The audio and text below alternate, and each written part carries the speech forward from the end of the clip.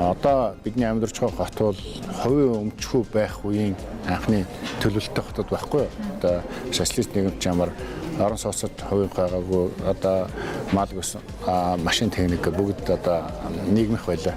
Тэм учраас ингээд машины тоо өнтрүүл тэнцвэр тооцоог. Тэгэхээр одоо яаж ийм вэ гэхээр хот байгуулалтаа эхэлж анзаарахгүй бол хаана үйлдвэрлэлийн бүс байх вэ? Хаана орон сууцны хороол байх хэвтэй юм? Хаана одоо төрийн байгууллага байх хэвтэй? Энэ бүх зүйлийг хотоо байгуулалтынхаа бодлогыг эхэлж тавьж тэн дээр барилга барих хэвтэй.